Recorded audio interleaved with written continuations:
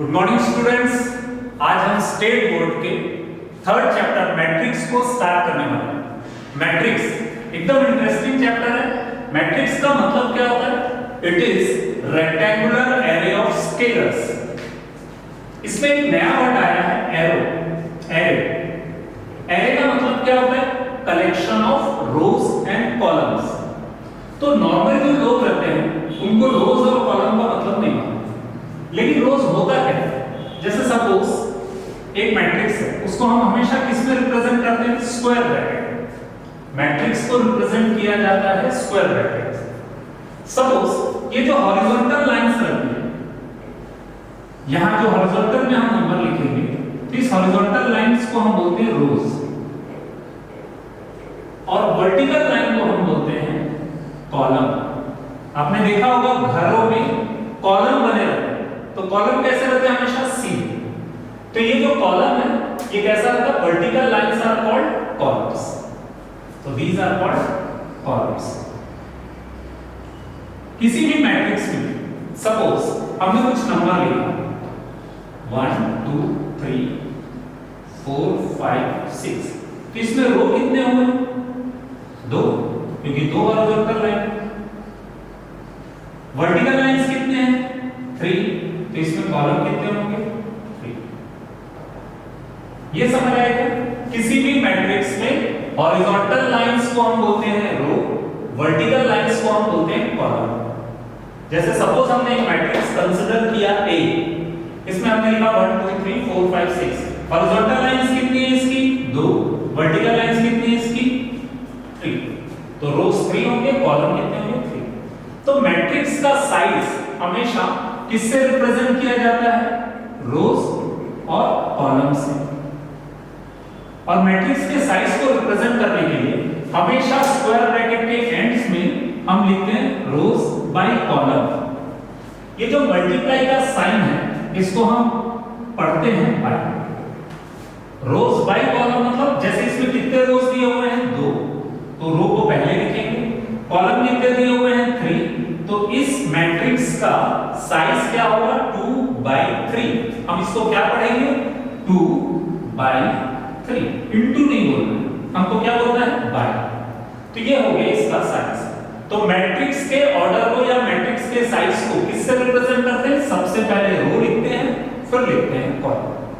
बस matrix suppose ये एक मैट्रिक्स है, इसमें हमने एलिमेंट्स लिखे हुए हैं। ये जो एलिमेंट्स है, ये जो नंबर्स लिखे हुए हैं, इनको हम बोलते हैं एलिमेंट्स। इसमें कितने हॉरिजॉन्टल लाइंस हैं? 1 2 एंड 3। तो रो कितने हुए यहां पर? रो कितने हुए? 3। कॉलम कितने हैं इसमें? 3, 1 2 3। तो इस मैट्रिक्स का ऑर्डर क्या होगा? 3/3। तो मैट्रिक्स का ऑर्डर होगा 3/3। जिस मैट्रिक्स में रोज और कॉलम दोनों का वैल्यू सेम रहता है, मींस ये 3 है और ये भी 3 है, तो उसको हम बोलते हैं स्क्वायर मैट्रिक्स।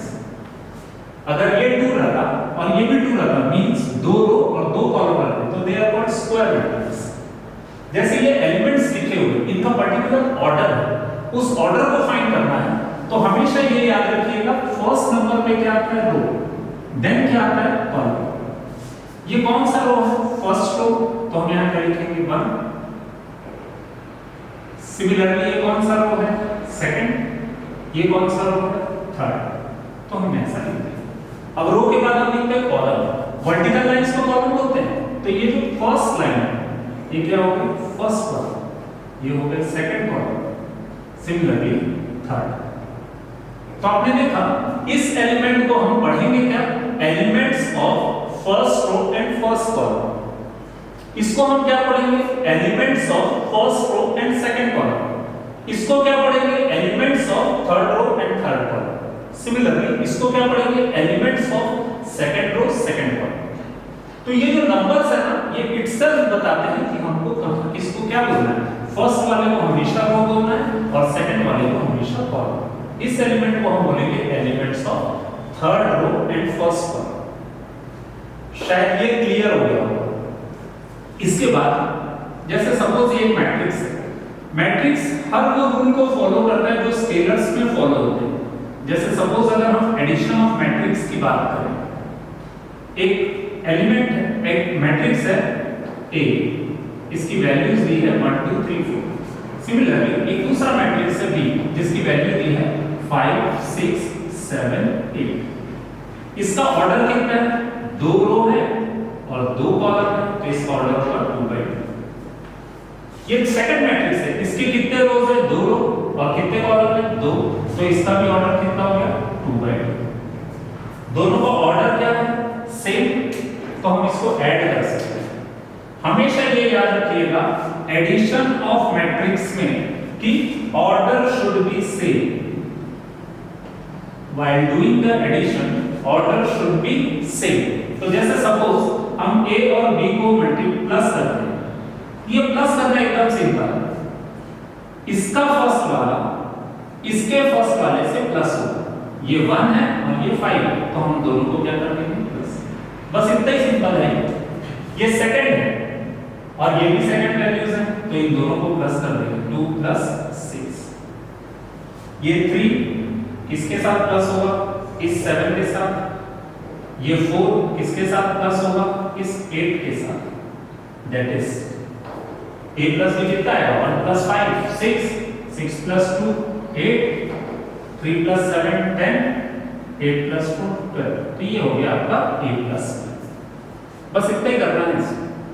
सिमिलरली एडिशन की जगह हम सब्सट्रैक्शन करते हैं, सब्सट्रैक्शन में भी सेम प्रोसेस फॉलो करना पड़ेगा। आपको हमेशा क्या देखना पड़ेगा? चेक करना पड़ेगा वेदर ऑर्डर इज सेम और नॉट। दोनों का ऑर्डर सेम है, तो हमको सब्सट्रैक्शन में क्या करना पड़ेगा? ये बस माइंड करिएगा, जो फर्स्ट नंबर पे है उसका एलिमेंट फर्स्ट नंबर पे रहेगा। फर्स्ट नंबर पे क्या है? a का एलिमेंट क्या है? 1, ये फर्स्ट नंबर। 2 3 4, देन क्या लिखा हुआ है? माइनस। फिर किसका एलिमेंट? b का। b का एलिमेंट कितना है? 5 6 7 8। 5 6 7 8। a minus b first row का first column, a minus b first row का second column, and so on. तो 1 - 5 कितना होगा? -4। 2 - 6 कितना होगा? -4। 3 - 7 कितना होगा? -4। 4 - 8 कितना होगा? -4। इस तरीके से आप a - b को भी सॉल्व कर सकते हैं। तो हमने जो आज पढ़ा उसमें एडिशन ऑफ मैट्रिक्स पढ़ा और क्या पढ़ा? Subtraction of matrix. अब इसी के एक्सरसाइज को हम सॉल्व करते हैं। एक्सरसाइज 3.1। अब हम स्टार्ट करते हैं स्टेट बोर्ड, छत्तीसगढ़ बोर्ड के एक्सरसाइज 3.1 का फर्स्ट क्वेश्चन। इसमें मैट्रिक्स दिया है A और इसके एलिमेंट्स दिए हुए, इनको हम बोलते हैं एलिमेंट्स। ठीक है, तो कितने रो है? First question, how many rows? 1 2 and 3। तो कितने रो हुए? 3 रोज। 3 रोज। कॉलम कितने हुए? 1 2 3 4। तो हाउ मेनी कॉलम्स? 4। फिर next question, how many elements in a row? ये रो है, इसमें कितने एलिमेंट है? 1 2 3 4। How many element in a column? ये कॉलम है, कितने एलिमेंट हुए? 1 2 3। अब आपसे पूछ रहा है टोटल नंबर ऑफ एलिमेंट्स। उससे पहले हम चीज देख लेते हैं what is it's order. Order के लिए आपको याद होगा हमेशा पहले क्या लिखते हैं? रो। फिर क्या लिखते हैं? कॉलम। रो कितना है? 3, कॉलम कितना है? 4। तो इसका ऑर्डर कितना होगा? 3/4। 3/4 और 3 into 4 कितना होता है? 12। तो नंबर ऑफ एलिमेंट्स कितने होंगे? 12। Next question, it is a square, is it a square matrix? Square matrix का मतलब क्या होता है? जितने रोज रहते हैं उतने कॉलम रहने चाहिए। यहां पर आप देख रहे हो रोज 3 है, कॉलम 4 है, ये दोनों सेम नहीं है, तो it is not a square matrix. I hope ये क्वेश्चन समझ आ गया होगा, क्योंकि एकदम सिंपल है, एकदम बेसिक है। आपको इसको थोड़ा सा एक बार ध्यान दे दोगे तो आपको सब चीज समझ आ जाएगी। एक्सरसाइज 3.1 का second question, a equal to ये दिया है डायगोनल, तो ये डायगोनल्स की वैल्यू 1 माइनस 1 2। हम इसको ऐसा समझ सकते हैं कि सपोज एक मैट्रिक्स दिया है A, इसके डायगोनल्स में दिए हुए 1 माइनस 1 और 2, बाकी हर जगह वैल्यूज कितनी दी हुई है 0। तो हमको इतना अधिक डीप में नहीं जाना है, हमको सिर्फ ये समझना है कि ये डायगोनल्स के वैल्यू है और ये भी डायगोनल्स के वैल्यू है। अपार्ट फ्रॉम डायगोनल बाकी जितनी वैल्यूज है सब क्या होंगी जीरोस, क्योंकि उसके बारे में कुछ नहीं बोला गया। हमारा पहला क्वेश्चन है what is a plus b, तो हमको क्या करना है इन दोनों को प्लस करना। तो डायगोनल की वैल्यूज को प्लस करना, हम सिंपली क्या करेंगे 1 और 2 को प्लस कर देंगे, फिर हम किसको प्लस कर देंगे -1 और 3 को, फिर हम किसको प्लस कर देंगे 2 प्लस -1, बस इतना ही करना है। तो 1 प्लस 2 कितना होगा 3, 3 माइनस 1 कितना होगा 2, 2 माइनस 1 कितना होगा 1। आंसर ये होगा इसका आंसर। सिमिलरली हमको एक क्वेश्चन और पूछा गया है इसमें, इसी का सेकंड पार्ट में क्वेश्चन पूछा गया what will be the value of 3a plus 4b। हमको 3a प्लस 4b फाइंड करना है, तो सबसे पहले हमको फाइंड करना पड़ेगा 3a, और 3a कैसे फाइंड करेंगे 3 इनटू डायगोनल ऑफ 1 माइनस 1 2। तो हम इस 3 को क्या करेंगे इस हर वैल्यू से मल्टीप्लाई करेंगे। मैट्रिक्स में एक खासियत है, याद रखिएगा, जैसे अगर हमको 3a दिया हुआ तो a के जितने भी एलिमेंट्स हैं हर एलिमेंट में 3 का मल्टीप्लाई करेंगे। तो हम 3 का मल्टीप्लाई पहले 1 पे करें तो ये कितना आ जाएगा 3, फिर 3 का मल्टीप्लाई हम -1 पे करें तो ये कितना आ जाएगा -3, फिर 3 का मल्टीप्लाई 2 पे करें तो ये कितना हो जाएगा 6। That's it. सिमिलरली जब हम 4b की बात करें तो 4b में भी हमको क्या करना पड़ेगा 4 लिखना पड़ेगा और b का वैल्यू पुट करना पड़ेगा। b का वैल्यू कितना है 2 3 -1, 4 किससे मल्टीप्लाई होगा 2 से तो कितना है 8, फिर 4 3 से मल्टीप्लाई होगा तो 12, फिर 4 -1 से मल्टीप्लाई होगा तो -1। ये समझ आया? अब सिंपली क्या करना है इन दोनों वैल्यूज को प्लस करना। तो 3a का वैल्यू कितना है 3 -3 और 6, 4b का वैल्यू कितना है 8 12 -4। अगर हम इसको लिखना चाहें तो हम 3 किसके साथ प्लस करेंगे 8 के साथ, 3 + 8, -3 किसके साथ प्लस करेंगे 12 के साथ, और 6 किसके साथ प्लस करेंगे -4 के साथ। तो आपको मालूम है 3 + 8 कितना होगा 11, 12 - 3 कितना होगा 9, 6 - 4 कितना होगा 2। तो 3a + 4b का आंसर कितना है 11 9। That's it. अब हम एक्सरसाइज 3.1 का 6 का 5th क्वेश्चन देखते हैं। ये a का वैल्यू दिया, ये b का वैल्यू दिया और आपको फाइंड करना है 3a - 5। 3a का मतलब क्या होता है a की जितनी वैल्यूज है सबको हम किससे मल्टीप्लाई करेंगे 3 से। तो 3 को जब हम फर्स्ट वैल्यू 2 से मल्टीप्लाई किए तो कितना आएगा 6, 3 को 5 से किए तो 15, 3 को 4 से किए तो 12, 3 को 0 से किए तो 0, 3 को -1 से किए तो -3, 3 6 जा 18। सिमिलरली 5b फाइंड करना है तो 5 5 जा 25, 5 6 जा 30, 5 7 जा 35, 5 2 जा 10, 0 40।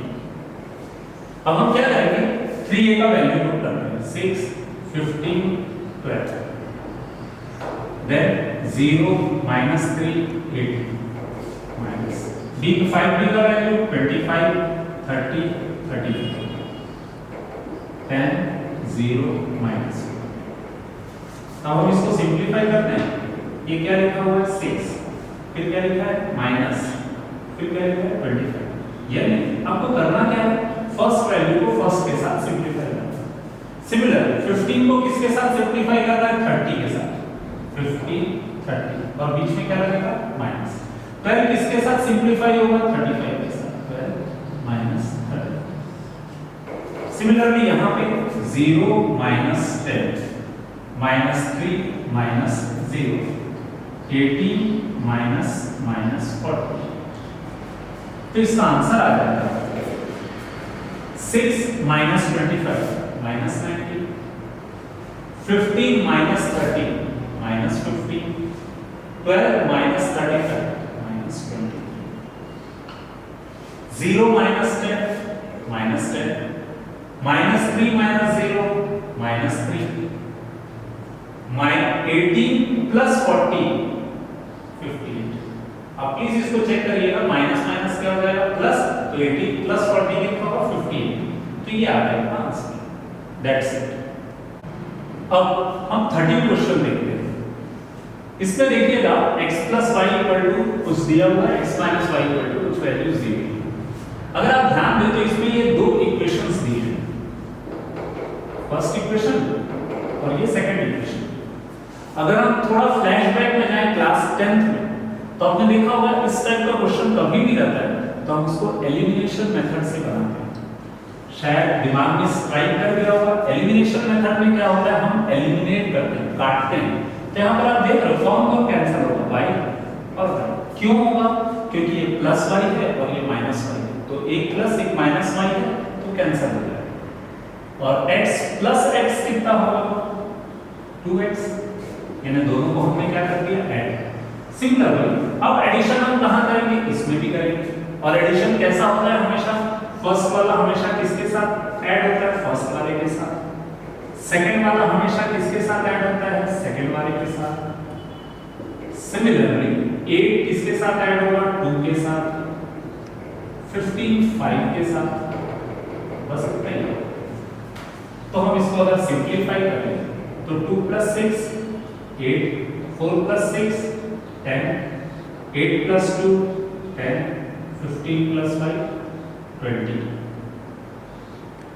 ये किसका वैल्यू आया 2x। हमको लेकिन x का वैल्यू फाइंड करना है, तो ये जो 2 मल्टीप्लाई है ये किसमें आ जाएगा, डिवाइड में। तो x इक्वल टू कितना हो जाएगा 1/2। 8 10 10 20। आपको मालूम है मैट्रिक्स की एक खासियत होती है, जो वैल्यू सामने मल्टीप्लिकेशन में रहता है वो सबको मिलता है। तो ये हाफ किसके पास जाएगा, 8 के पास भी जाएगा, 10 के पास भी जाएगा, इसके पास भी जाएगा, इसके पास भी जाएगा। तो हमारे x की वैल्यू क्या होगी, half into 8, half into 10, half into 10, half into 20। तो 2 और 8 को कैंसिल करें तो x का वैल्यू कितना आ जाएगा 4, यहाँ कितना आ जाएगा 5, सिमिलरली यहाँ कितना आएगा 5, यहाँ कितना आ जाएगा 10। तो हमने क्या फाइंड किया, x की वैल्यू फाइंड की।